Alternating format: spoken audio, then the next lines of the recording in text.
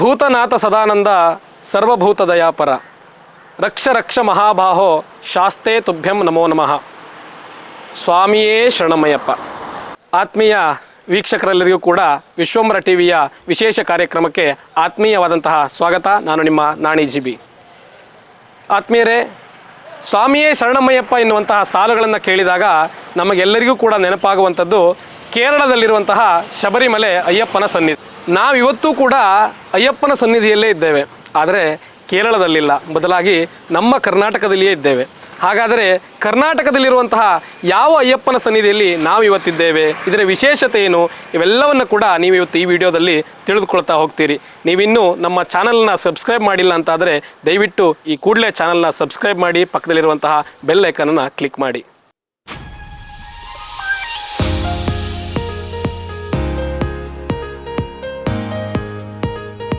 ಪ್ರಿಯ ವೀಕ್ಷಕರೇ, ಈ ವಿಡಿಯೋನ ನೋಡೋದಕ್ಕೂ ಮೊದಲು ನಮ್ಮ ಚಾನೆಲ್ ಅನ್ನ ಇನ್ನು ಸಬ್ಸ್ಕ್ರೈಬ್ ಮಾಡ್ಕೊಂಡಿಲ್ಲ ಆದರೆ ತಕ್ಷಣವೇ ಸಬ್ಸ್ಕ್ರೈಬ್ ಮಾಡ್ಕೊಳ್ಳಿ. ಹಾಗೆ ವಿಡಿಯೋ ಇಷ್ಟ ಆಗಿದ್ರೆ ಶೇರ್ ಮಾಡಿ.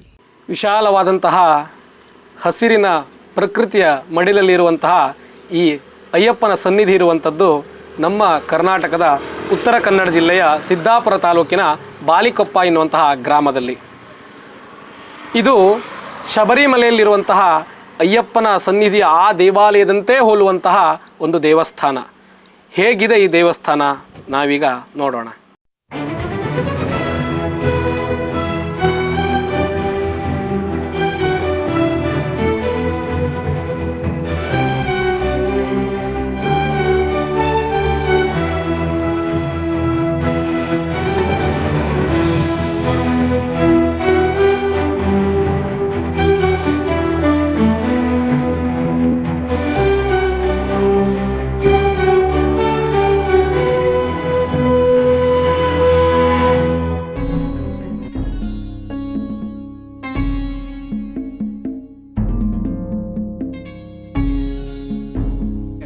ನಾವು ಈ ದೇವಸ್ಥಾನಕ್ಕೆ ಪ್ರವೇಶ ಮಾಡ್ತಾ ಇದ್ದ ಹಾಗೇ ಸ್ವಾಮಿಯೇ ಶರಣಮಯ್ಯಪ್ಪ ಎನ್ನುವಂತಹ ದೊಡ್ಡದಾದಂತಹ ನಾಮಫಲಕ ನಮಗೆ ಕಾಣಸಿಗ್ತದೆ.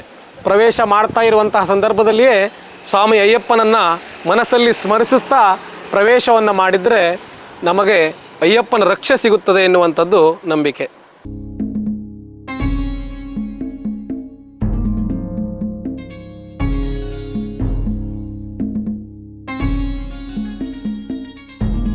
ಆತ್ಮೀಯರೇ, ಅಯ್ಯಪ್ಪ ಭಕ್ತರಿಗೆಲ್ಲರಿಗೂ ಪ್ರಿಯವಾದಂತಹ ತಾಣ ಇದು. ನೀವೀಗ ಇಲ್ಲಿ ನೋಡ್ತಾ ಇದ್ದೀರಿ, 18 ಮೆಟ್ಟಿಲುಗಳು, ಪಡಿ ಅಂಥೇಳಿ ಕರೀತಾರಂತ. ಇದನ್ನ ಇರುಮುಡಿಯನ್ನು ಹೊತ್ತಂಥವರು ಶಬರಿಮಲೆಯಲ್ಲಿ ಹೋಗಿ ಈ ಪಡಿಯನ್ನು ಹತ್ತುವಂತಹ ರೂಢಿ ಏನಿತ್ತು, ಈಗ ನಮ್ಮ ಸಿದ್ದಾಪುರದಲ್ಲಿಯೂ ಕೂಡ ಅದನ್ನು ಮಾಡ್ತಾರೆ. ಈ ಮೆಟ್ಟಿಲುಗಳು ಜಾತ್ರೆ ಸಮಯದಲ್ಲಿ ಮಾತ್ರ ಓಪನ್ ಆಗಿರುತ್ತೆ, ಬಾಕಿ ದಿನಗಳಲ್ಲಿ ಇದು ಕ್ಲೋಸ್ ಹಾಕ್ಕೊಂಡಿರುತ್ತೆ. ಇದಕ್ಕೆ ಎಲ್ಲರಿಗೂ ಕೂಡ ಹತ್ತುವಂಥ ಅವಕಾಶ ಇಲ್ಲ. ಇರುಮುಡಿಯನ್ನು ಹೊತ್ತಂಥವರಿಗೆ ಮಾತ್ರ ಈ ಮೆಟ್ಟಿಲ ಮೇಲೆ ಹತ್ತು ಹೋಗಿ ಸ್ವಾಮಿ ಅಯ್ಯಪ್ಪನನ್ನು ದರ್ಶನ ಮಾಡುವಂತಹ ಅವಕಾಶ. ಮೆಟ್ಟಿಲುಗಳನ್ನು ಹತ್ತಿ ದೇವಸ್ಥಾನದ ಮೇಲೆ ಬರ್ತಾ ಇದ್ದಂತೆಯೇ ನಮಗೆ ಎತ್ತರವಾದಂತಹ ಧ್ವಜಸ್ತಂಭ ಕಾಣ್ತದೆ. ಈ ಒಂದು ಧ್ವಜಸ್ತಂಭವನ್ನು ಒಂದೇ ದೇವದಾರಿ ಮರದಿಂದ ಮಾಡಿದಾರಂತೆ. ಅದಕ್ಕೆ ಮೇಲಿಂದ ಹಿತ್ತಾಳೆಯ ಲೇಪನವನ್ನು ಮಾಡಿದ್ದಾರೆ. ಬೃಹದಾಕಾರವಾಗಿ ತುಂಬ ಎತ್ತರವಾದಂತಹ ಧ್ವಜಸ್ತಂಭ ಇದು. ಜಾತ್ರೆಯ ಸಮಯದಲ್ಲಿ ಈ ಧ್ವಜಸ್ತಂಭದಲ್ಲಿ ಧ್ವಜಾರೋಹಣವನ್ನು ಮಾಡುವಂಥ ಸಂದರ್ಭದಲ್ಲಿ ಗರುಡ ಪಕ್ಷಿ ಮೇಲ್ಗಡೆ ಬಂದು ಹಾರ್ತಾ ಇರುತ್ತಂತೆ. ಇದೊಂದು ಈ ಕ್ಷೇತ್ರದ ವಿಶೇಷ ಅಂತಲೇ ಹೇಳ್ಬೋದು. ಒಂದು ಎತ್ತರವಾದಂತಹ ಧ್ವಜಸ್ತಂಭವನ್ನು ನೋಡಿ ಒಳಗೆ ಪ್ರವೇಶವನ್ನು ಮಾಡ್ತಾ ಇದ್ದಂತೆಯೇ ಸಾಕ್ಷಾತ್ ಅಯ್ಯಪ್ಪ ಸ್ವಾಮಿಯ ದರ್ಶನ ನಮಗೆ ಆಗ್ತದೆ. ಸಿದ್ದಾಪುರದಲ್ಲಿ ಸ್ವಾಮಿ ಅಯ್ಯಪ್ಪನ ದರ್ಶನ ಮಾಡುವುದೇ ಒಂದು ರೀತಿ ಭಾಗ್ಯ ಅಂತ ಹೇಳ್ಬೋದು. ಪಂಚಲೋಹದ ಮೂರ್ತಿಯಲ್ಲಿ ಮಾಡಿದಂತಹ ಅಯ್ಯಪ್ಪ ಸ್ವಾಮಿ ಸರ್ವಾಲಂಕಾರ ಭೂಷಿತನಾಗಿದ್ದಾನೆ. ಈ ಒಂದು ಅಯ್ಯಪ್ಪ ಸ್ವಾಮಿಯನ್ನು ಕಣ್ತುಂಬಿಕೊಳ್ಳುತ್ತಿರುವಂತಹ ನಾವೇ ಧನ್ಯರು. ನೀವು ಕೂಡ ಈ ಅಯ್ಯಪ್ಪ ಸ್ವಾಮಿಯನ್ನು ಈಗ ನೋಡ್ತಾ ಇರಬಹುದು. ಎಷ್ಟು ಭವ್ಯವಾಗಿದೆ ಈ ಮೂರ್ತಿ.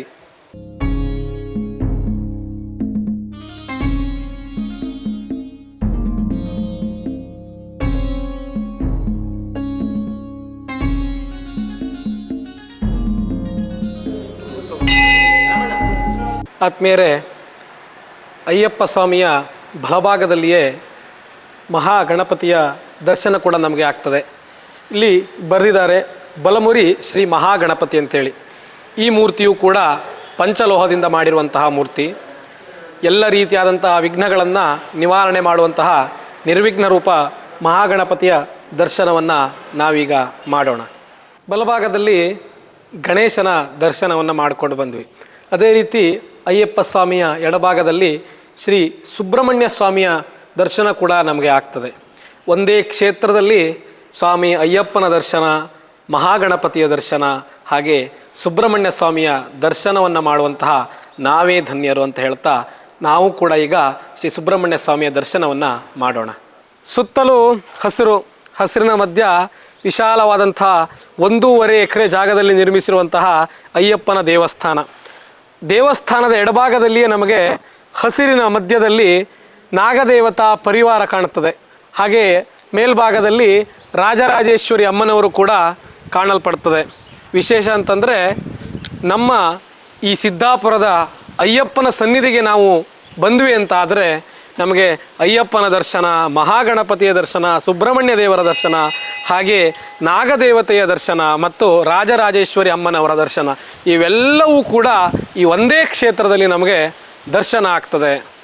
ಅದರ ಪಕ್ಕದಲ್ಲಿಯೇ ಪರಿವಾರ ಗಣದೇವತೆಗಳು ಶ್ರೀ ಚೌಡೇಶ್ವರಿ, ಶ್ರೀ ಭಂಗಿ ಭೂತರಾಯ, ಶ್ರೀ ಬೇಟೆ ಭೀರಪ್ಪ, ಈ ಭೂತಗಣಗಳ ದರ್ಶನ ಕೂಡ ನಮಗೆ ಇಲ್ಲೇ ಆಗ್ತದೆ. ನಾವೀಗಾಗಲೇ ಸ್ವಾಮಿ ಅಯ್ಯಪ್ಪನ ದರ್ಶನವನ್ನು ಕೂಡ ಮಾಡಿದ್ದೇವೆ. ಹಾಗೆ ದೇವಸ್ಥಾನವನ್ನು ಕೂಡ ವೀಕ್ಷಿಸಿದ್ದೇವೆ. ಇಲ್ಲಿನ ವಿಶೇಷತೆಯನ್ನು ಕೂಡ ತಿಳಿದುಕೊಂಡಿದ್ದೇವೆ. ಈಗ ದೇವಸ್ಥಾನದ ಆಡಳಿತ ಮಂಡಳಿಯವರೊಂದಿಗೆ ಚರ್ಚಿಸೋಣ. ಎಷ್ಟು ವರ್ಷಗಳ ಹಿಂದೆ ಈ ದೇವಸ್ಥಾನ ಪ್ರತಿಷ್ಠಾಪನೆ ಆಯಿತು, ಹಾಗೆ ಯಾಕೆ ನಿಮಗೆ ಶಬರಿಮಲೆಯ ಅಯ್ಯಪ್ಪನ ಸನ್ನಿಧಿಯ ಥರವೇ ಇಲ್ಲಿ ಕ್ಷೇತ್ರವನ್ನು ನಿರ್ಮಾಣ ಮಾಡಬೇಕು ಅನ್ನುವಂಥ ಪ್ರೇರೇಪಣೆ ಆಯಿತು ಅನ್ನುವಂಥ ವಿಷಯಗಳನ್ನು ಈಗ ಚರ್ಚಿಸೋಣ. ನಮ್ಮ ಜೊತೆಗೆ ದೇವಸ್ಥಾನದ ಆಡಳಿತ ಮಂಡಳಿಯ ಅಧ್ಯಕ್ಷರಾದಂತಹ ಶ್ರೀಯುತ ಶ್ರೀಧರ್ ಕೆ ವೈದ್ಯ ಅವರಿದ್ದಾರೆ. ಅವರಿಗೆ ಕಾರ್ಯಕ್ರಮಕ್ಕೆ ಆತ್ಮೀಯವಾದಂಥ ಸ್ವಾಗತ. ನಮಸ್ಕಾರ ಸರ್. ನಾವೀಗ ಕ್ಷೇತ್ರ ದರ್ಶನವನ್ನು ಮಾಡಿದ್ದೇವೆ. ಈ ಕ್ಷೇತ್ರ ಶಬರಿಮಲೆಯ ಅಯ್ಯಪ್ಪನ ಸನ್ನಿಧಿಯಂತೆಯೇ ಇದೆ ಎನ್ನುವಂಥದ್ದು ಎಲ್ಲರೂ ಕೂಡ ಹೇಳಿರುವಂಥದ್ದು ನಾವು ಕೂಡ ವೀಕ್ಷಿಸಿದ್ದೇವೆ. ಏಕೆ ನಿಮಗಿದು ಪ್ರೇರೇಪಣೆ ಆಯಿತು? ಏಕೆ ಶಬರಿಮಲೆ ಅಯ್ಯಪ್ಪನ ಸನ್ನಿಧಿಯಂತೆ ಇದನ್ನು ನಿರ್ಮಾಣ ಮಾಡಬೇಕು ಅನ್ನುವಂಥದ್ದು ಪ್ರೇರೇಪಣೆ ಆಯಿತು ಅಂತೇಳಿ? ವಿಶ್ವಂಬರ ಟಿ ವಿಯವರು ಇವತ್ತು ನಮ್ಮ ಈ ಶಬರಿಮಲೆ ಅಯ್ಯಪ್ಪನ ದೇವಸ್ಥಾನಕ್ಕೆ ಸಿದ್ದಾಪುರದಲ್ಲಿ ಬಂದು ಇಲ್ಲಿಯ ಚಿತ್ರೀಕರಣ ಮಾಡ್ತೀರಿ. ನಿಮಗೆ ಹೃತ್ಪೂರ್ವಕ ಧನ್ಯವಾದಗಳನ್ನು ಹೇಳಲಿಕ್ಕೆ ಬಯಸ್ತೇನೆ.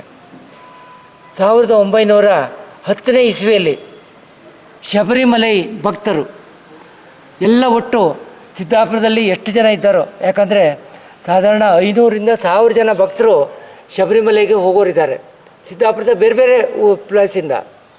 ಅಂಥವ್ರನ್ನ ಎಲ್ಲ ಒಟ್ಟು ನಾವು ರಾಘವೇಂದ್ರ ಸ್ವಾಮಿ ಮಠದಲ್ಲಿ ಒಂದು ಚರ್ಚೆ ಮಾಡಿದ್ವಿ. ಯಾಕಂದರೆ ಸಿದ್ದಾಪುರಕ್ಕೆ ಒಂದು ಅಯ್ಯಪ್ಪನ ಸನ್ನಿಧಾನ ಬೇಕು. ಯಾಕಂದರೆ ಅಯ್ಯಪ್ಪನ ಭಕ್ತರು ಅಯ್ಯಪ್ಪನಲ್ಲಿ ಹೋಗಿ ಬಂದರೆ ಅವರ ಒಂದು 30% ಅಂದರೆ 40% ಮನೋಪರಿವರ್ತನೆ ಆಗ್ತದೆ. ಇದು ಈಗಾಗಲೇ ನಾನು ಚರ್ಚೆ ಮಾಡಿದೆ. ಯಾಕಂದರೆ ಮನಸ್ಸು ಧ್ಯಾನ ಬರುತ್ತೆ, ಇದರಲ್ಲಿ ಸ್ನಾನ ಬರ್ತದೆ, ತಣ್ಣೀರು ಸ್ನಾನ, ಅದ್ರ ಜೊತೆಗೆ ಉಪವಾಸ ಬರ್ತದೆ. ಇದೆಲ್ಲದರಿಂದ ಮನಸ್ಸು ಪರಿವರ್ತನೆ ಆಗಿ ಒಳ್ಳೆಯ ಸ್ವಸ್ಥ ಸಮಾಜವನ್ನು ನಿರ್ಮಾಣ ಮಾಡಲಿಕ್ಕೆ ಇದು ಸಹಕಾರ ಆಗುತ್ತೆ. ಮತ್ತು ಬೇರೆ ಬೇರೆ ರೀತಿಯ ಸಮಾಜದ ಒಂದು ಚಟುವಟಿಕೆಗಳನ್ನು ಮಾಡಬೇಕು. ಇಲ್ಲೊಂದು ಅಯ್ಯಪ್ಪನ ಸನ್ನಿಧಾನ ಬೇಕು. ಹೋಗುವ ಭಕ್ತರಿಗೆ ಕೆಲವು ಸಹಕಾರವನ್ನು ನೀಡಬೇಕು. ಹಾಗೂ ವಿದ್ಯಾರ್ಥಿಗಳಿಗೆ, ಕಾಯಿಲೆ ಇರುವವರಿಗೆ, ಅವರಿಗೆಲ್ಲ ನಮ್ಮ ದೇವಸ್ಥಾನದಿಂದ ಸರ್ಕಾರ ನೀಡಬೇಕು ಅನ್ನುವ ದೃಷ್ಟಿಯಿಂದ ಸಿದ್ದಾಪುರದಲ್ಲಿ ಇದು ಅಯ್ಯಪ್ಪ ಸ್ವಾಮಿಯ ದೇವಸ್ಥಾನ ಇಲ್ಲ. ಅದಕ್ಕೋಸ್ಕರ ನಾವು ಜಾಗವನ್ನು ಹುಡುಕಿದ್ವಿ. ಬಾಳಿಕೊಪ್ಪದವರ ಸಹೃದಯಿಗಳ ಒಂದು ಮನಸ್ಸಿನಿಂದ ಈ ಒಂದು ಗುಡ್ಡ, ಈ ಜಾಗ ಅನ್ನುವಂಥದ್ದು ಒಂದು ಸಣ್ಣ ಗುಡ್ಡ. ಈ ಗುಡ್ಡದ ಮೇಲೆ ನಮಗೆ ಅಯ್ಯಪ್ಪನ ದೇವಾಲಯ ಮಾಡಲಿಕ್ಕೆ ಅವರ ಒಂದು ಸಹಕಾರ ಸಿಕ್ತು. ಬಾಳೆಕೊಪ್ಪದವರು, ಅವ್ರ ಜೊತೆಗೆ ಡೋಂಗ್ರೆಯವರು, ಬಾಬುರಾಯ ಡೋಂಗ್ರೆಯವರು, ಇವರೆಲ್ಲರ ಸಹಕಾರದಿಂದ ಜಾಗದಲ್ಲಿ ನಾವು ದೇವಸ್ಥಾನ ಕಟ್ಟಲಿಕ್ಕೆ ಪ್ರಾರಂಭ ಮಾಡಿದ್ವಿ. ದೇವಸ್ಥಾನ ಅಂತ ಹೇಳಿದ್ರೆ ಇವತ್ತು ದೇವರ ಮೂರ್ತಿ ಇರೋದು ಗುಡ್ಡದ ತುದಿಯಲ್ಲಿ. ಅಲ್ಲಿಂದ ನಾವು ಬೆಳೆ ಎಲ್ಲ ಇದು ಮಾಡ್ಕೊಳ್ತಾ ಬಂದದ್ದು, ಪ್ರೋಗ್ರೆಸ್ ಮಾಡ್ತಾ ಬಂದದ್ದು. ಸುಮಾರು ಎಲ್ಲಿ ಒಂದು ಹೊಂದಾಣಿಕೆ ಏನಂತ ಹೇಳಿದ್ರೆ, ನಾವು ಪ್ರತಿ ವರ್ಷ ಪ್ರತಿ ದಿವಸ ಇಲ್ಲಿ ಬಂದು ಇಲ್ಲಿಯ ಚಟುವಟಿಕೆಗಳನ್ನು ಕನ್ಸ್ಟ್ರಕ್ಷನ್ನ ಮಾಡ್ತಾ ಇದ್ಬಿಟ್ಟು ಶಿಲಾ ದೇವಾಲಯವೇ ಆಗಬೇಕು ಅನ್ನೋ ದೃಷ್ಟಿಯಿಂದ ಶಿಲೆಯಿಂದ ದೇವಾಲಯ ಮಾಡಿದ್ವಿ. ಅದ್ರ ಜೊತೆಯಲ್ಲಿ ಈ ಒಂದು ಮೂರ್ತಿಗಳನ್ನು ಸಹ ಇಲ್ಲೇ ಮಾಡಬೇಕು. ಮೂರ್ತಿಗಳನ್ನ ಹೊರಗಿಂದ ಮೂರ್ತಿ ತರುವುದಲ್ಲ ಅಂತ ಬೆಂಗಳೂರಿಂದ ಒಂದು ಗುಡಿಗಾರನ್ನ ಕರ್ಕೊಂಬಂದ್ಬಿಟ್ಟು ಇಲ್ಲೇ ಮೂರ್ತಿ ಮಾಡಿ 3 ಮೂರ್ತಿಗಳು, ಅಯ್ಯಪ್ಪನ ಮೂರ್ತಿ, ಅದರೊಟ್ಟಿಗೆ ಸುಬ್ರಹ್ಮಣ್ಯನ ಮೂರ್ತಿ, ಗಣಪತಿ ಮೂರ್ತಿ, 3 ಮೂರ್ತಿ ಇಲ್ಲೇ ಮಾಡಿದ್ದಂಥದ್ದು. ಇಲ್ಲಿ ಮಾಡಿ ಕಡೆ ಪಾಲಿಶ್ ಕೊಟ್ಟಂಥದ್ದು. ಇದೆಲ್ಲ ಮಾಡಿಬಿಟ್ಟು ಅಲ್ಲಿ ಆಗುವಾಗ ಒಂದು 5-6 ವರ್ಷ ಆಯಿತು. 2018ನೇ ಇಸ್ವಿಗೆ ಪದ್ಮನಾಭಂ ಉಣ್ಣಿ ಇದು ಕೇರಳದ ಪಯ್ಯನೂರಿನ ಒಬ್ಬರು ಶಾಸ್ತ್ರಿಗಳು, ಒಬ್ಬರು ತಂತ್ರಿಗಳು, ಅವರ ಮೂಲಕ ಇಲ್ಲಿ ಪ್ರತಿಷ್ಠಾಪನೆ ಆಯಿತು. ಈಗ ಕಳೆದ 7 ವರ್ಷಗಳಿಂದ ನಾವು ಪ್ರತಿ ವರ್ಷ ಜಾತ್ರೆ ಮಾಡ್ತಾ ಇದ್ದೀವಿ. 6 ವರ್ಷಗಳಿಂದ ಇದು 7ನೇ ವರ್ಷದ ಜಾತ್ರೆ. ಎಲ್ಲ ಇಲ್ಲಿ ನಮ್ಮ ಒಂದು ಅಯ್ಯಪ್ಪ ಸ್ವಾಮಿ ಕಮಿಟಿಯಲ್ಲಿ 25 ಜನ ಇದ್ದೀವಿ ನಾವು. 25 ಜನರ ಒಂದು ಕಮಿಟಿ. ಪ್ರತಿಯೊಬ್ಬರು ಒಂದೊಂದು ರೀತಿಯ ಉದ್ಯೋಗವನ್ನು ಮಾಡುವವರು, ಎಲ್ಲರೂ ಎಲ್ಲ ಸಮಾನ ಮನಸ್ಕರು. ಈಗ ಒಬ್ಬರೇನಾದ್ರು ಹೇಳಿದರೆ ಉಳಿದವರೆಲ್ಲ ಅದಕ್ಕೆಲ್ಲ ಒಪ್ಪಿಗೆ ಕೊಡುವಂಥದ್ದು. ಅದರಿಂದ ಸುವ್ಯವಸ್ಥಿತವಾಗಿ ನಮಗೆ ಈ ದೇವಸ್ಥಾನವನ್ನು ನಡೆಸ್ಕೊಂಡು ಬರಲಿಕ್ಕೆ ಆಗ್ತಾಯಿದೆ. ಜಾತ್ರೆಯನ್ನು ಮಾಡಲಿಕ್ಕೆ ಆಗ್ತಿದೆ. ಯಾವುದು ಗೌಜು ಗದ್ದಲ ಏನೂ ತೊಂದರೆ ಇಲ್ಲದೇ ನಾವೀಗ 6 ವರ್ಷಗಳಿಂದ ಅತ್ಯಂತ ಸಿದ್ದಾಪುರದ ಜಾತ್ರೆ ಅಂತಲೇ ಹೆಸರಾಗಿದೆ. ಆನೆಯ ಅಂಬಾರಿ ಮೇಲೆ ಅಯ್ಯಪ್ಪ ಸ್ವಾಮಿಯ ಮೆರವಣಿಗೆನೂ ಕೂಡ 6 ವರ್ಷದಿಂದ ಮಾಡ್ತಾಯಿದ್ದೀವಿ. ಅದಕ್ಕೆ ನಮ್ಮ ಎಲ್ಲ ಊರಿನವರು, ನಮ್ಮ ಕಮಿಟಿಯವರು ಎಲ್ಲರೂ ಸಹಕಾರ ನೀಡ್ತಾ ಇದ್ದಾರೆ. ಇದಿಷ್ಟು ಈ ಒಂದು ಅಯ್ಯಪ್ಪನ ಸನ್ನಿಧಾನದ ವಿಶೇಷತೆ. ಮತ್ತು 7 ವರ್ಷಗಳ ಹಿಂದೆ ಇಲ್ಲಿ ಪ್ರತಿಷ್ಠಾಪನೆಯಾಗಿ ಈಗಾಗಲೇ 6 ಉತ್ಸವಗಳನ್ನು, ಜಾತ್ರೆಗಳನ್ನು ಪೂರೈಸಿದೆ. ಇದು 7ನೇ ವರ್ಷದ ಜಾತ್ರೆ ಅನ್ನುವಂತಹ ಮಾಹಿತಿಯನ್ನು ನಮಗೆ ತಿಳಿಸಿಕೊಟ್ಟಂತಹ ಶ್ರೀಧರ್ ಕೆ ವೈದ್ಯ ಅವರಿಗೆ ತುಂಬ ಹೃದಯದ ಧನ್ಯವಾದಗಳು ಸರ್. ಮತ್ತು ಇನ್ನೊಂದು ಏನಂತ ಹೇಳಿದ್ರೆ, ಇದು ಶಬರಿಮಲೆಯಲ್ಲಿ ಯಾವ ಒಂದು ರೀತಿಯಲ್ಲಿ ಇದೆಯೋ ದೇವಾಲಯ ಅದೇ ರೀತಿ ಇದೆ. 18 ಮೆಟ್ಲು, ಎದುರುಗಡೆಯಲ್ಲಿ ದೇವರ ಮಂಟಪ, ಮುಖಮಂಟಪ, ತೀರ್ಥ ಮಂಟಪ, ಗರ್ಭಗುಡಿ ಶಬರಿಮಲೆಯ ರೀತಿಯಲ್ಲೇ ಮಾಡಿದ್ದೀವಿ ನಾವು. ಅದು ಒಂದು ಭಾಳ ವಿಶೇಷವಾದಂಥದ್ದು. ಯಾಕಂದರೆ ಬೆಂಗಳೂರಿಂದ, ಹುಬ್ಬಳ್ಳಿಯಿಂದೆಲ್ಲ ಕೆಲವರು ಗುರುಗಳೆಲ್ಲ ಬಂದಿದ್ದರು. ಅವರೆಲ್ಲ ಹೇಳಿದರು ಅತ್ಯಂತ ಸುಂದರವಾಗಿದೆ, ಮನಮೋಹಕ ಆಗಿದೆ ನೀವು ಮಾಡಿದಂಥ ಕೆಲಸ ಅಂತಲ್ಲಿ ನಮಗೆ ಪ್ರೋತ್ಸಾಹವನ್ನು ನೀಡಿದ್ದಾರೆ. ಇವಿಷ್ಟು ಮಾಹಿತಿಯನ್ನು ನೀಡಿದಂತಹ ಶ್ರೀಧರ್ ಕೆ ವೈದ್ಯ ಅವರಿಗೆ ತುಂಬ ಹೃದಯದ ಧನ್ಯವಾದಗಳು. ದೇವಸ್ಥಾನದ ವಿಶೇಷತೆಗಳು, ದೇವರ ಪೂಜಾ ವಿಧಿಗಳ ಬಗ್ಗೆ ಎಲ್ಲ ನಾವೀಗಾಗಲೇ ತಿಳಿದುಕೊಂಡಿದ್ದೇವೆ. ಅದೇ ರೀತಿ ಜನವರಿ 10 ಇನ್ನೇನು ಕೆಲವೇ ದಿನಗಳು ಮಾತ್ರ ಬಾಕಿ ಇದೆ. ನಮ್ಮ ಸಿದ್ದಾಪುರದಲ್ಲಿ ಅಯ್ಯಪ್ಪನ ಜಾತ್ರಾ ಮಹೋತ್ಸವ ನೆರವೇರಲಿದೆ. ಅಂಬಾರಿಯಲ್ಲಿ ಸಾಕ್ಷಾತ್ ಅಯ್ಯಪ್ಪ ಸ್ವಾಮಿಯ ಮೆರವಣಿಗೆ ಕೂಡ ಆಗಲಿದೆ. ಹಾಗಾಗಿ ಈ ಒಂದು ಜಾತ್ರಾ ಮಹೋತ್ಸವದ ವಿಚಾರಗಳ ಕುರಿತಾಗಿ ಜಾತ್ರಾ ಸಮಿತಿಯ ಅಧ್ಯಕ್ಷರಾದಂತಹ KG ನಾಗರಾಜ್ ಅವರ ಹತ್ರ ಈ ಎಲ್ಲ ಮಾಹಿತಿಯನ್ನು ತಿಳಿದುಕೊಳ್ಳೋಣ. ಸರ್, ತಮಗೆ ಕಾರ್ಯಕ್ರಮಕ್ಕೆ ಆತ್ಮೀಯವಾದಂಥ ಸ್ವಾಗತ. ಎಲ್ಲ ಭಕ್ತವೃಂದದವರಿಗೂ ನೂತನ ವರ್ಷದ ಶುಭಾಶಯಗಳೊಂದಿಗೆ ಅಯ್ಯಪ್ಪ ಸ್ವಾಮಿ ದೇವಸ್ಥಾನದ 7ನೇ ವರ್ಷದ ಜಾತ್ರಾ ಮಹೋತ್ಸವ, ನಮ್ಮದು ಉತ್ಸವವನ್ನು ವಿದ್ಯುಕ್ತವಾಗಿ 10ನೇ ತಾರೀಕು ಪ್ರಾರಂಭವಾಗುತ್ತೆ. ನಮ್ಮ ಸಂಘದ ಅಧ್ಯಕ್ಷರು, ಹಿರಿಯರು ಆದಂಥ ಶ್ರೀಧರ್ ವೈದ್ಯ ಸರ್ ಅವರು ಹೇಳಿದಂತೆ ಕಳೆದ 10 ವರ್ಷದ ಹಿಂದೆ ನಾವು ಒಂದು 25 ಜನರ ಸಂಕಲ್ಪದಿಂದ ಅಯ್ಯಪ್ಪ ಸ್ವಾಮಿ ದೇವಸ್ಥಾನವನ್ನು ಮಾಡುವಂಥ ಒಂದು ಪ್ರಕ್ರಿಯೆ ಪ್ರಾರಂಭವಾಯಿತು. ಆ ನಂತರದಲ್ಲಿ ನಮ್ಮ ಸಂಖ್ಯೆ ವೃದ್ಧಿಸುತ್ತಾ ಈಗ ಹೆಚ್ಚು ಕಡಿಮೆ ಒಂದು 200-250 ಜನರಷ್ಟು ಸದಸ್ಯರು ನಮ್ಮೊಟ್ಟಿಗೆ ಈ ಅಯ್ಯಪ್ಪ ಸ್ವಾಮಿ ದೇವಸ್ಥಾನದ ವ್ಯವಸ್ಥೆ ಸಲುವಾಗಿ ಹಗಲು ರಾತ್ರಿ ದುಡಿಯುವಂಥ ಒಂದು ಕೆಲಸ ಕಳೆದ 7 ವರ್ಷದಿಂದ ನಡೀತಾ ಬಂದಿದೆ. ಅದಕ್ಕಾಗಿ ಜಾತ್ರಾ ಮಹೋತ್ಸವ ಇಷ್ಟು ಒಂದು ಉನ್ನತೀಕರಣ ಅಥವಾ ವೆಲ್ಟುಡು ಆಗಿ ನಡೆಯುತ್ತಾ ಇರೋಂಥ ಒಂದು ವ್ಯವಸ್ಥೆ ಆಗಿದೆ. ಇದು ಸಿದ್ದಾಪುರದ ಹಬ್ಬ ಅಂತ ಹೇಳಲಿಕ್ಕೆ ನಮಗೆಲ್ಲರಿಗೂ ಹೆಮ್ಮೆನೂ ಸಹಿತ ಇದೆ. ಇದರಲ್ಲಿ ಯಾವುದೇ ಜಾತಿ ಮತ ಭೇದವಿಲ್ಲದೆ ಎಲ್ಲರೂ ಭಾಗವಹಿಸೋದರಿಂದ ನಮ್ಮ ಜಾತ್ರೆ ಸಂಪನ್ನ ಆಗ್ತಾ ಬಂದಿದೆ. ಹಾಗೆ ನಾವು 10ನೇ ತಾರೀಕಿಗೆ ಧ್ವಜಾರೋಹಣದೊಂದಿಗೆ ಕಾರ್ಯಕ್ರಮವನ್ನು ಪ್ರಾರಂಭಿಸ್ತೀವಿ. 11ನೇ ತಾರೀಕಿಗೆ ಸಾರ್ವತ್ರಿಕ ಗಣಹೋಮ ಮತ್ತು ಅನ್ನ ಸಂತರ್ಪಣೆ ಇರುತ್ತದೆ.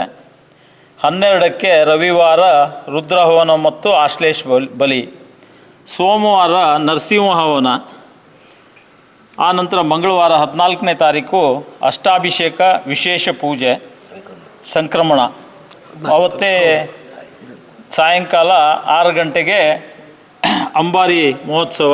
ಈ ಸಾರೆ ಕಾರ್ಯಕ್ರಮವನ್ನು ಘನ ಬಸವ ಅಮರೇಶ್ವರ ಶಿವಾಚಾರ್ಯ ಸ್ವಾಮೀಜಿಗಳು ಜಡೆ ಮಠದವರು ನಮ್ಮೊಟ್ಟಿಗೆ ನಮ್ಮೆಲ್ಲರಿಗೂ ಆಶೀರ್ವಚನ ನೀಡೋ ಸಲುವಾಗಿ ನಮ್ಮೊಟ್ಟಿಗೆ ಇರ್ತಾರೆ. ಅದರಂತೆ 15/1/2025 ಬುಧವಾರ ಓಕಳಿ ಹಾಗೂ ಧ್ವಜ ಅವರೋಹಣ ಕಾರ್ಯಕ್ರಮ ಇರ್ತದೆ. ಇದಕ್ಕೆ ಸಿದ್ದಾಪುರದ ಜನತೆ ಹಾಗೂ ಹೊರಗಿನ ತಾಲೂಕಿನ ಜನತೆಯು ಸಹ ಭಾಗವಹಿಸಿ ಈ ಕಾರ್ಯಕ್ರಮವನ್ನು ವಿದ್ಯುಕ್ತವಾಗಿ ನಮ್ಮ ಉತ್ಸವದ ಕಾರ್ಯಕ್ರಮವನ್ನು ಭಾಳ ವಿಜೃಂಭಣೆಯಿಂದ ನಡೆಸ್ಕೊಡುವಂಥ ಒಂದು ಪದ್ಧತಿ. ಈಗ ಪ್ರತಿನಿತ್ಯವೂ ಕೂಡ ಆ ವಾರದಲ್ಲೆಲ್ಲ ಉತ್ಸವ ಆ ರೀತಿ ಪ್ರತಿನಿತ್ಯವೂ ಇರ್ತದಲ್ವಾ? ಆಗುತ್ತೆ. ರೆಗ್ಯುಲರ್ ಆಗಿ ಪ್ರತಿನಿತ್ಯನೂ ನಮ್ಮದು ಉತ್ಸವ ಏನಿದೆ ರಾತ್ರಿ ಇಲ್ಲಿಂದ ಪ್ರಾರಂಭವಾಗಿ ನಮ್ಮ ತಿಮ್ಮಪ್ಪ ನಾಯ್ಕ ಸರ್ಕಲ್ವರೆಗೆ ವಿದ್ಯುಕ್ತವಾಗಿ ನಡೀತದೆ. ಇದನ್ನು ನಾವಾಗಿ ರೂಢಿಗೆ ತಂದಿದ್ದಲ್ಲ. ಉತ್ಸವವನ್ನು ಮೊದಲನೇ ಸಾರಿ ಮಾಡಿದಾಗ 11 ದಿವಸ ಮಾಡಿತ್ತು. ಅದರದ್ದು ನಮ್ಮ ಇವರು ತಂತ್ರಿಗಳ ನಿರ್ದೇಶನದ ಮೇರೆಗೆ ಪ್ರತಿ ವರ್ಷ 6 ದಿವಸಕ್ಕೆ ಅದನ್ನು ಸೀಮಿತಗೊಳಿಸಿ ವಿದ್ಯುಕ್ತವಾಗಿ ಉತ್ಸವವನ್ನು ವಿಜೃಂಭಣೆಯಿಂದ ನಾವು ನೆರವೇರಿಸೋದಕ್ಕಿಂತ ನಮ್ಮ ಸಿದ್ದಾಪುರದ ಜನತೆ ನೆರವೇರಿಸ್ತಾ ಇದ್ದಾರೆ. ಅದಕ್ಕೆ ನಮಗೆಲ್ಲರಿಗೂ ಭಾಳ ಸಂತೋಷವಾಗಿದೆ. ಈ ಕೆಲಸದಲ್ಲಿ ನಮ್ಮೆಲ್ಲರ ಅಂದರೆ ಹಾರೈಕೆ ಮಾತ್ರ, ಇದಕ್ಕೆ ಆಶೀರ್ವಾದ ಪೂರ್ಣ ಎಲ್ಲ ಭಕ್ತವೃಂದದವ್ರದ್ದು. ಹಾಗಾಗಿ ಈ ಕಾರ್ಯಕ್ರಮ ತುಂಬ ಯಶಸ್ವಿಯಾಗಿ ನಡೀತಾ ಇದೆ ಅಂತ ಹೇಳಲಿಕ್ಕೆ ಸಂತೋಷ ಪಡ್ತೀವಿ ನಾವು ಕಮಿಟಿಯವರು. ಈಗ ನೀವು ತಂತ್ರಿಗಳು ಅಂತ ಹೇಳಿದ್ರಿ, ಎಲ್ಲಿಂದ ಬರ್ತಾರೆ ಅವರ ಬಗ್ಗೆ ಒಂಚೂರು ಹೇಳೋದಾದ್ರೆ? ಕಣ್ಣೂರಿನಿಂದ ಬರ್ತಾರೆ ಅವರು. ನಮ್ಮ ಅಂದರೆ ಪ್ರಧಾನವಾದಂಥ ವ್ಯವಸ್ಥೆ, ದೇವಸ್ಥಾನದ ಎಲ್ಲ ವ್ಯವಸ್ಥೆಗೆ ಅವರೇ ಕಾರಣೀಭೂತರು. ಮತ್ತು ನಮ್ಮ ಅಯ್ಯಪ್ಪನ ಪ್ರತಿಷ್ಠಾಪನೆ ಮಾಡಿದ್ದು ತಂದೆ ಸ್ಥಾನದಲ್ಲಿ ನಿಂತು ನಮ್ಮೆಲ್ಲ ಕಾರ್ಯಕ್ರಮವನ್ನು ಮಾಡಿ ಪ್ರತಿ ವರ್ಷ ಈ ಸಮಯದಲ್ಲಿ ಅಯ್ಯಪ್ಪನ ಈ ಉತ್ಸವಕ್ಕೆ ತಪ್ಪದೆ 3 ದಿವಸ ಅವರು ಇಲ್ಲಿ ಇದ್ದು ಹೋಗ್ತಾರೆ, ಕಾರ್ಯಕ್ರಮವನ್ನು ನಡೆಸಿಕೊಡ್ತಾರೆ. ಮತ್ತು ಸ್ಥಳೀಯ ವೈದಿಕರ ಸಹಕಾರವನ್ನು ಕೂಡ ತೆಗೆದುಕೊಂಡು ಎಲ್ಲ ಬಾಕಿ ಟೈಮ್ನಲ್ಲಿ ನಮ್ಮ ಸ್ಥಳೀಯರೇ ಬಂದು ನಮ್ದೆಲ್ಲ ಕಾರ್ಯಕ್ರಮವನ್ನು ಮಾಡಿಕೊಡ್ತಾರೆ. ಗಣೇಶ್ ಭಟ್ರು ಬರ್ತಾರೆ. ಉತ್ಸವದ ಸಲುವಾಗಿ ಬರ್ತಾರೆ. ಗಣೇಶ್ ಭಟ್ರು ಅಂತ ಹೇಳಿ ಉತ್ಸವದ ಸಲುವಾಗಿ ಗಣೇಶ್ ಭಟ್ರು ಅಂತ ಸುಬ್ರಹ್ಮಣ್ಯದಿಂದ ಬರ್ತಾರೆ. ಪ್ರತಿನಿತ್ಯ ತಲೆ ಮೇಲೆ ಹೊತ್ಕೊಂಡು ಉತ್ಸವ ಇರ್ತದೆ. 14ನೇ ತಾರೀಕಿಗೆ ಆನೆ ಮೇಲೆ ಅಂಬಾರಿ ಉತ್ಸವ. ಇದೇ ಬರುವ 10ನೇ ತಾರೀಕಿನಿಂದ 15ನೇ ತಾರೀಕಿನವರೆಗೆ ನಡೆಯುವಂತಹ ಜಾತ್ರೆಯ ಕುರಿತಾಗಿ ಶ್ರೀಯುತ KG ನಾಗರಾಜ್ ಅವರು ನಮಗೆ ಮಾಹಿತಿಯನ್ನು ನೀಡಿದ್ದಾರೆ. ಎಲ್ಲ ಸದ್ಭಕ್ತರನ್ನು ಕೂಡ ಕಾರ್ಯಕ್ರಮಕ್ಕೆ ಹೃದಯ ತುಂಬಿ ಆಹ್ವಾನವನ್ನು ಮಾಡ್ತಾ ಇದ್ದಾರೆ. ತಾವೆಲ್ಲರೂ ಕೂಡ ಈ ಜಾತ್ರಾ ಮಹೋತ್ಸವದಲ್ಲಿ ಪಾಲ್ಗೊಂಡು ಶ್ರೀ ಅಯ್ಯಪ್ಪನ ಕೃಪೆಗೆ ಪಾತ್ರ ಆಗಬೇಕಾಗಿ ಅವರೆಲ್ಲರೂ ಕೂಡ ತಮ್ಮಲ್ಲಿ ವಿನಂತಿಯನ್ನು ಮಾಡಿಕೊಳ್ತಾ ಇದ್ದಾರೆ. ಆತ್ಮೀಯರೇ, ನಾವೀಗಾಗಲೇ ಒಂದಿಷ್ಟು ವಿಷಯಗಳನ್ನು ತಿಳಿದುಕೊಂಡ್ವಿ. ಇದು ಸಾಕ್ಷಾತ್ ಕೇರಳದ ಅಯ್ಯಪ್ಪನ ಸನ್ನಿಧಿಯ ರೀತಿಯಲ್ಲಿಯೇ ಕೂಡ ಇಲ್ಲಿ ಧಾರ್ಮಿಕ ಕಾರ್ಯಕ್ರಮಗಳಾಗಿರ್ಬೋದು ಅಥವಾ ಇಲ್ಲಿನ ವಿನ್ಯಾಸಗಳಾಗಿರ್ಬೋದು ಎಲ್ಲವೂ ಕೂಡ ಸಾಕ್ಷಾತ್ ಕೇರಳದ ಶಬರಿಮಲೆ ಅಯ್ಯಪ್ಪನ ಸನ್ನಿಧಿಯಂತೆಯೇ ಇದೆ. ಹಾಗೆಯೇ ಇಲ್ಲಿನ ಇನ್ನೊಂದು ವಿಶೇಷ, ನಾನು ಆಗಲೇ ಹೇಳಿದಂತೆ, ಜಾತ್ರೆಯ ಪ್ರಾರಂಭದ ಸಮಯದಲ್ಲಿ ಅಂದರೆ ಧ್ವಜಾರೋಹಣವನ್ನು ಮಾಡುವಂಥ ಸಂದರ್ಭದಲ್ಲಿ ಗರುಡ ಪಕ್ಷಿ ಮೇಲ್ಗಡೆ ಹಾರ್ತಾ ಇರ್ತದೆ ಅಂತೆ. ಇದೊಂದು ವಿಶೇಷ ಅಂತಲೇ ಹೇಳ್ಬೋದು. ಯಾಕಂದರೆ ಮನುಷ್ಯರಿಗೆ ನಾವು ಏನಾದರೂ ಒಂದು ಹೇಳಿ ಹೀಗೆ ಮಾಡು ಅಂತೇಳಿ ಹೇಳ್ಬೋದು, ಆದರೆ ಪಕ್ಷಿಗಳಿಗೆ ನಾವು ಯಾವತ್ತಾದರೂ ಹೀಗೆ ಮಾಡು ಅಂತೇಳಿ ಹೇಳಿ ಮಾಡಿಸ್ಲಿಕ್ಕೆ ಸಾಧ್ಯ ಇದೆಯಾ? ಸಾಧ್ಯವೇ ಇಲ್ಲ. ಆ ಸಂದರ್ಭದಲ್ಲಿ ಆ ಗರುಡ ಪಕ್ಷಿ ಇಲ್ಲಿ ಬಂದು ಹಾರ್ತಾ ಇದೆ ಅಂತ ಹೇಳಿದ್ರೆ ಅದು ಅಯ್ಯಪ್ಪನ ಶಕ್ತಿಯೇ ಅಂತೇಳಿ ಹೇಳ್ಬೋದು. ಹಾಗಾಗಿ ಆ ರೀತಿಯ ವಿಶೇಷಗಳ ಕುರಿತಾಗಿ ಸುದರ್ಶನ್ ಅವರ ಹತ್ರ ನಾವಿವತ್ತು ಮಾಹಿತಿಯನ್ನು ತೆಗೆದುಕೊಳ್ಳೋಣ. ಸರ್, ತಮಗೆ ಕಾರ್ಯಕ್ರಮಕ್ಕೆ ಆತ್ಮೀಯವಾದಂಥ ಸ್ವಾಗತ. ತಮಗೂ ನಮಸ್ಕಾರ. ತಾವು ಹೇಳಿದಾಗೆ ನಮಗೆ ಈ ಗರುಡ ಬರೋದ್ರ ಬಗ್ಗೆ ನಾವು ಪ್ರಥಮವಾಗಿ ಪ್ರತಿಷ್ಠಾಪನೆ 2018 ಮಾಡಿದಾಗ ನಮಗೆ ಅವತ್ತು ಹೇಳಿದ್ರು, ಇಲ್ಲ ಗರುಡ ಬಂದಿತ್ತು ನೀವು ನೋಡಲಿಲ್ಲ ಅಂಥೇಳಿ. ನಾವು ಅವ್ರಿಗೇನೋ ಕಂಡಿರ್ಬೋದು, ನಮ್ಗೆ ಗೊತ್ತಾಗಿಲ್ಲ ಅಂತ ನಾವು ಸುಮ್ಮನಾದ್ವಿ. 2ನೇ ವರ್ಷ ನಾವು ಅದ್ರ ಬಗ್ಗೆ ಲಕ್ಷ್ಯ ಕೊಡಲಿಲ್ಲ. ಧ್ವಜಾರೋಹಣ ಆಗಿದ ಒಂದು 10-15 ನಿಮಿಷ ಒಳಗಡೆ 3 ರೌಂಡ್ ಗರುಡ ಬಂದು ಹೊಡೆದಿದೆ. ಅವಾಗಲೂ ಹಾಗೆ 3-4 ಜನ ನೋಡಿದ್ರು.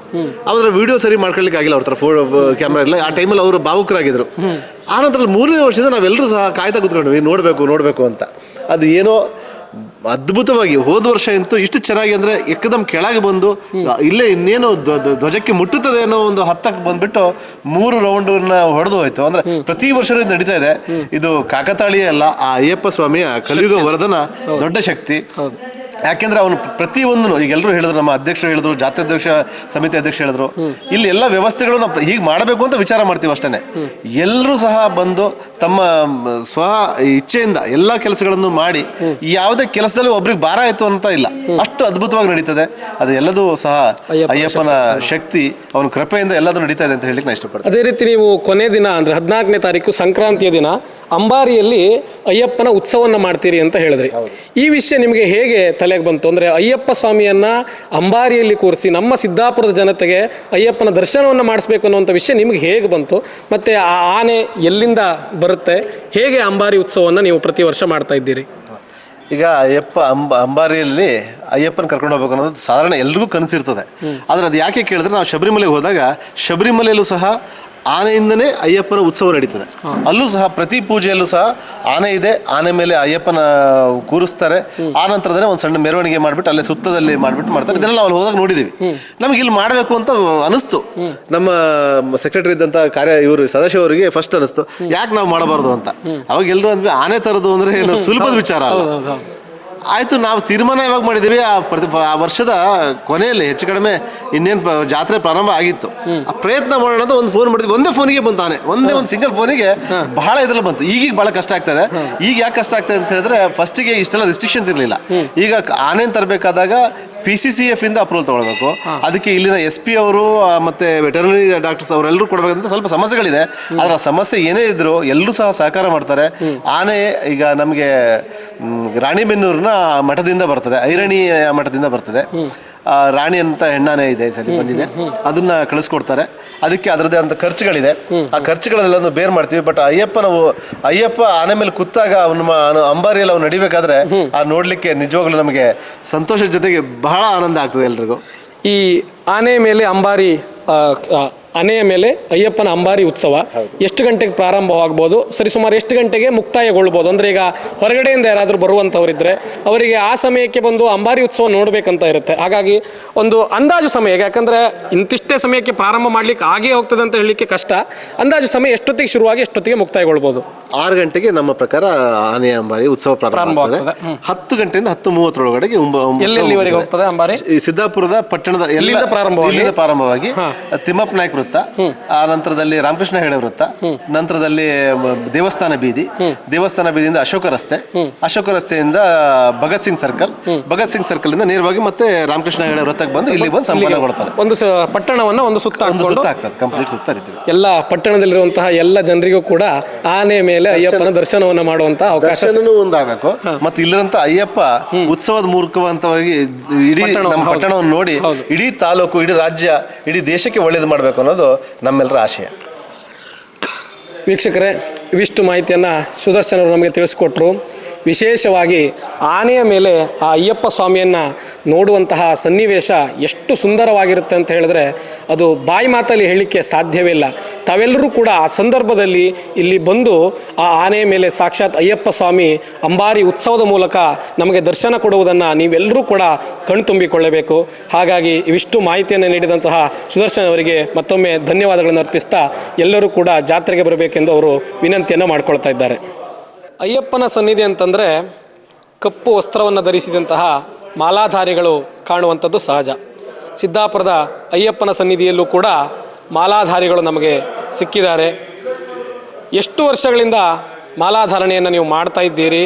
ಹಾಗೆ ಈ ಒಂದು ಮಾಲಾಧಾರಣೆಯನ್ನು ಮಾಡುವುದರಿಂದ ನಿಮಗೆ ಆದಂತಹ ಅನುಭವ ಮತ್ತು ಯಾವ ರೀತಿಯಾದಂಥ ಫಲ ನಿಮಗೆ ಇದರಲ್ಲಿ ಸಿಗ್ತದೆ ಅನ್ನುವಂಥದ್ದನ್ನು ಅವರ ಹತ್ರ ನಾವೀಗ ಕೇಳ್ಕೊಳ್ಳೋಣ. ಎಲ್ಲರಿಗೂ ಕೂಡ ಕಾರ್ಯಕ್ರಮಕ್ಕೆ ಆತ್ಮೀಯವಾದಂತಹ ಸ್ವಾಗತ. ಸ್ವಾಮಿ, ನಾವು ಎರಡನೇ ವರ್ಷ ಇದು ಮಾಲೆ ಹಾಕ್ತಿರೋದು. ಫಸ್ಟ್ ವರ್ಷ ಕನ್ಯಾಸ್ವಾಮಿ ಆಗಿದ್ವಿ.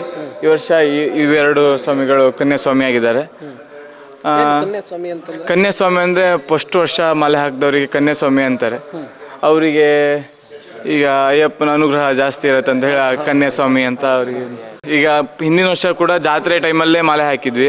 ಜಾತ್ರೆ ಎಲ್ಲ ಕೆಲಸಗಳಲ್ಲೂ ಭಾಗಿಯಾಗಿ ಅಯ್ಯಪ್ಪನ ಸೇವೆ ಮಾಡಿ ಇಲ್ಲೇ ಇರುಮುಡಿ ಕಟ್ಟಿ ನಮ್ಮ ಗುರುಸ್ವಾಮಿ ಇದರಿಂದ ಇಲ್ಲೇ ಇರುಮುಡಿ ಕಟ್ಟಿ ಶಬರಿಮಲೆಗೆ ಅವರು ನಮ್ಮನ್ನ ಕರ್ಕೊಂಡು ಹೋಗಿ ಬಂದರು. ಅಲ್ಲೂ ಅಯ್ಯಪ್ಪನ ದರ್ಶನ ಮಾಡಿಸಿ ಬಂದರು.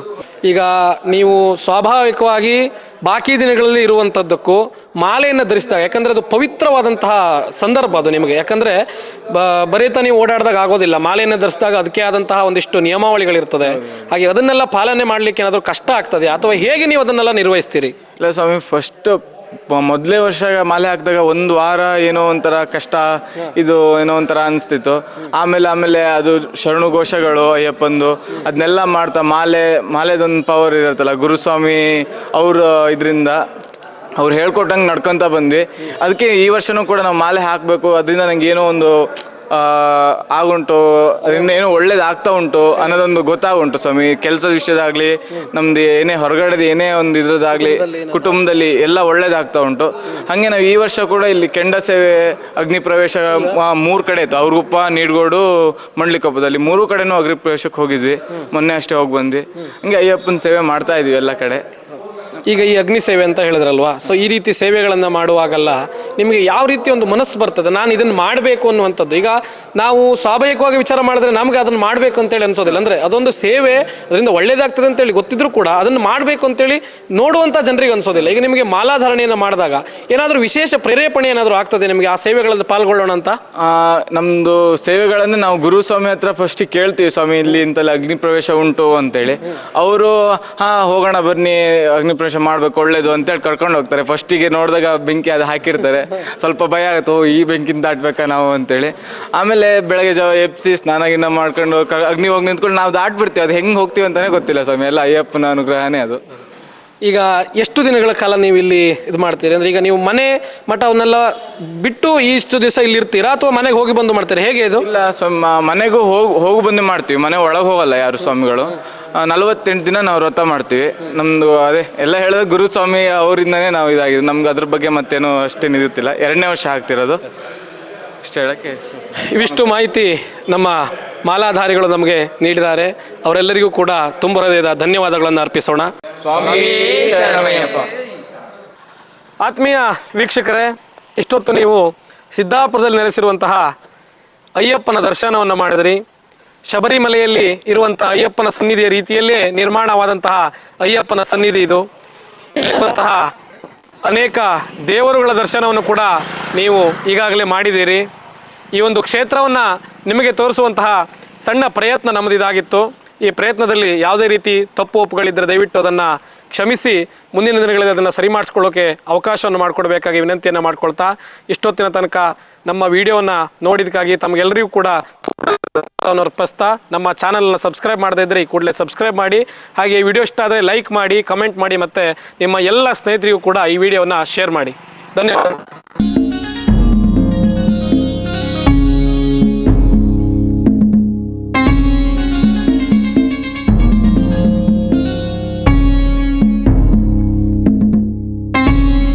ವೀಕ್ಷಕ ಮಹಾಪ್ರಭುಗಳೇ, ನಮ್ಮ ಚಾನಲ್ ಅನ್ನು ಸಬ್ಸ್ಕ್ರೈಬ್ ಮಾಡಿ, ಶೇರ್ ಮಾಡಿ, ಪ್ರೋತ್ಸಾಹಿಸಿ.